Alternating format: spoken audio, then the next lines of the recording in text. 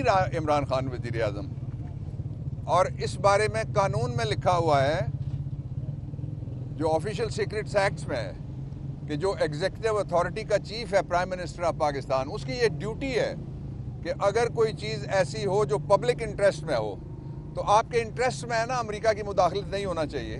میرا بھی انٹرسٹ یہی ہے ایز پاکستانی۔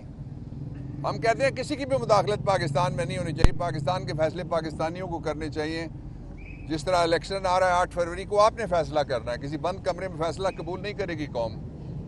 تو یہ بتانا جرم ہے، یعنی مداخلت کرنا جرم نہیں ہے، کسی نے مداخلت کی، بتانا جرم بن گیا۔ اس لیے کیس کوئی نہیں ہے، یہ سب الیکشن سے پاکستان تحریک انصاف کو اور عمران خان کو روکنے کے حربے ہیں۔ آپ نے دیکھا 2 سینچریز کے قریب بن گئے مقدمات، ان میں ہے کیا؟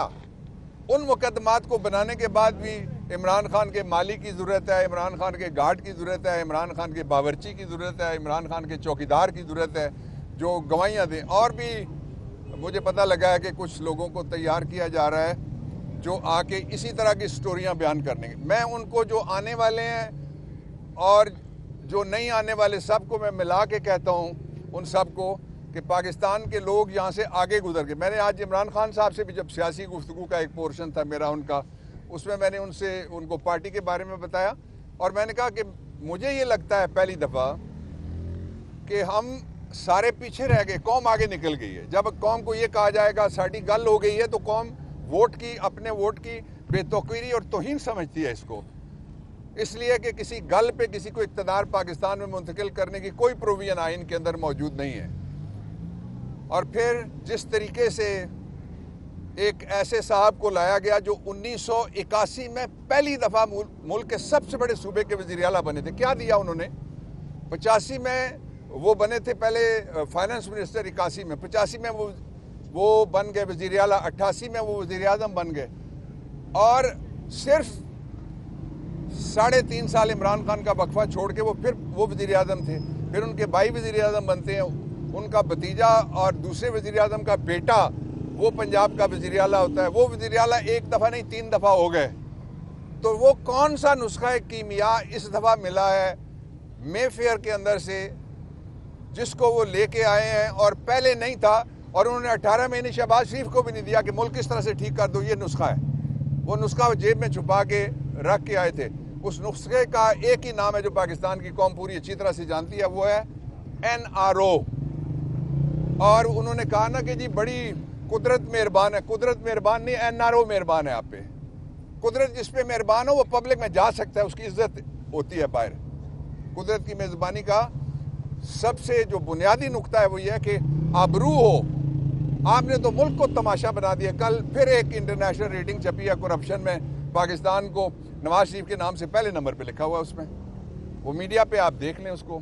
تو اس لیے یہ ساری کوشش اپنی جگہ، لیکن قوم پوری طرح سے الیکشن کے لیے تیار ہے۔ پاکستان تحریک انصاف ہر سیٹ پہ الیکشن لڑے گی، اور پاکستان تحریک انصاف کے امیدوار ساری جگہ پہ کھڑے ہوں گے۔ ہم سے زیادہ کسی کی بھی تیاری نہیں ہے الیکشن کی، ہماری پوری طرح سے تیاری ہے، اور ہم سے زیادہ پاکستان کے ووٹر کی تیاری ہے۔ پہلے صرف PTI کا ووٹر تھا، اب پاکستان کا ووٹر ہے۔ آپ کوئی سروے اٹھا کے دیکھ لیں، کل باجوڑ کے ایک PDM کی پارٹی نے اپنے پیج پہ جو سروے کرایا اس میں 82% عمران خان ہے، باقی سارے کدھر ہیں؟ تو اس لیے میرا یہ خیال ہے، اور آئین یہ کہتا ہے، اور لوگوں کا یہ خیال ہے کہ پاکستان کے لیے سیدھا راستہ یہ ہے کہ یہ فرضی مقدمات اور یہ اس طرح کے ٹرائلز یہ بند کیے جائیں۔ آگے دیکھنے کے لیے فوری طور پہ fair, free and transparent election ہو، فورن میڈیا اور پورا پاکستانی میڈیا اس کو دیکھنے کی اجازت ہو، بلاگرز بھی لاگرز ان کو اجازت ہو، اس لیے 67% میڈیا تو ادھر ہے جو آلٹرنیٹ میڈیا ہے، اس کو اجازت ہو، اور اس کے ساتھ ہی انٹرنیشنل آبزرورز ان کو بھی یہ ٹرائل دیکھنے کی اس لیے کہ اس کی ڈائمنشن ہے انٹرنیشنل۔ اس میں امریکہ، آج عمران خان نے اندر کہا بھی ہے کہ امریکن ایمبیسی کا نمائندہ اس کو بھی عدالت میں بلایا جائے، اور ایک سابق جرنیل کا بھی انہوں نے نام لیا ہے۔ جو اصل ایشو ہے وہ یہ ہے کہ اس ایکسرسائز میں سے جو وچ ہنٹ کی ہے 1967 میں ہم نے شروع کیا تھا جو مشرقی پاکستان کے اندر اس طرح کا اگرتلا سازش کیس، تو اس کا نتیجہ کیا نکلا جا کے؟ اچھا انجام تب ہوگا جب لوگوں کو اپنی مرضی سے لوگ منتخب کرنے کی اجازت دی جائے گی، اور یہ باقی کوئی طریقہ بھی نہیں چل سکے گا. یہ میں بڑی کلیئرٹی کے ساتھ کہنا چاہتا ہوں. If there is any question, I'm here. Thank you. ہم سے سینئر افراد باہر ہیں، ان کو بلایا جائے. آج یہی بات شروع میں بتائی گئی کہ آپ نے صرف 4 چینلز کو الاؤ کیا ہے، باقی لوگ ہیں نہیں. پھر ان رائٹنگ ایک درخواست جو ثاقب بھائی نے ڈرافٹ کی، جس میں بابر ملک صاحب باقی ساروں کا ذکر کر کے وائس آف امریکہ، BBC ان کا ذکر کیا کہ یہ انٹرنیشنل کراسپونڈنٹ یہ بھی کوریج کرنے آئیں، ان کی حاضری لازمی ہے تاکہ پراپر کوریج مل سکے. تبھی آپ اس کو کہہ سکیں گے کہ یہ ایک اوپن ٹرائل ہے. ادروائز آپ کسی بھی زمرے میں اسے اوپن ٹرائل نہیں کہہ سکیں گے. تو جج صاحب نے وہ لسٹ وصول کر لی ہے، اور ہم امید کرتے ہیں کہ اگلی دفعہ یہ لوگ شامل ہوں گے. مگر پھر بھی احتیاطاً ہم ان تمام ناموں کے ساتھ ایک درخواست دوبارہ سے عدالت میں جمع کرا دیں گے اور اس بارے میں اجازت لیں گے. باقی جو لیگل پروسیڈنگ ڈیٹیل ہوئی، آپ کو پتہ ہے کہ کاپیز ڈسٹریبیوٹ ہو گئیں اور 12 تاریخ ڈل گئی. اس کے بارے میں چاہوں گا کہ عثمان گل صاحب بھی تھوڑا سا آپ کو آج کی پیشی کے بارے میں بریف کریں.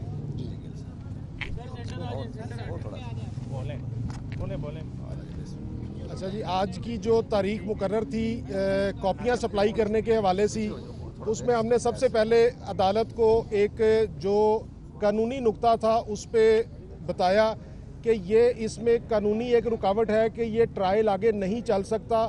اگر چلے گا تو وہ غیر قانونی ہوگا، کیونکہ یہ ایک اسپیشل کورٹ ہے اور آفیشل سیکرٹ ایکٹ کا ٹرائل کر رہی ہے.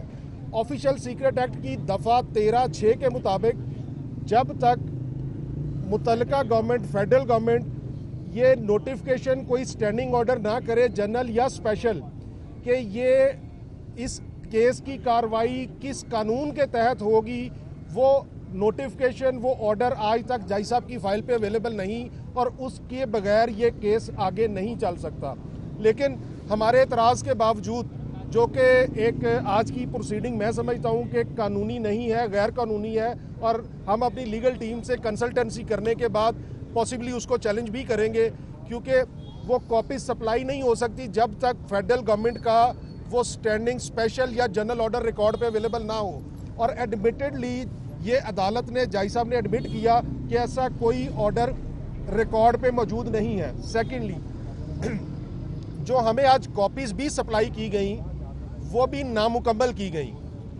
نہ تو انکوائری کا ریکارڈ ہمیں سپلائی کیا گیا، اور نہ ہی انکوائری کے دوران جو بیانات ریکارڈ ہوئے گواہان کے اور باقی لوگوں کے، وہ بھی ہمیں سپلائی نہیں کیے گئے. اس کے علاوہ قانون کی منشا یہ ہے کہ ہر ڈاکیومنٹ سپلائی کیا جائے، تو ہمیں DVDs اور CDs وغیرہ بھی سپلائی نہیں کی گئی. تو اس معاملے میں ہم، اس بارے میں ہم اپنی قانونی ٹیم جو ہے وہ اپنے قانونی لائحہ عمل کا جو ہے وہ تعین کرے گی انشاءاللہ. صاحب، عمران خان کی کیا باڈی لینگویج تھی، کیا بات ہوئی آپ کی، کیا اگلا لائحہ عمل ہے الیکشن کے حوالے سے؟ آج تو دیکھیں جی،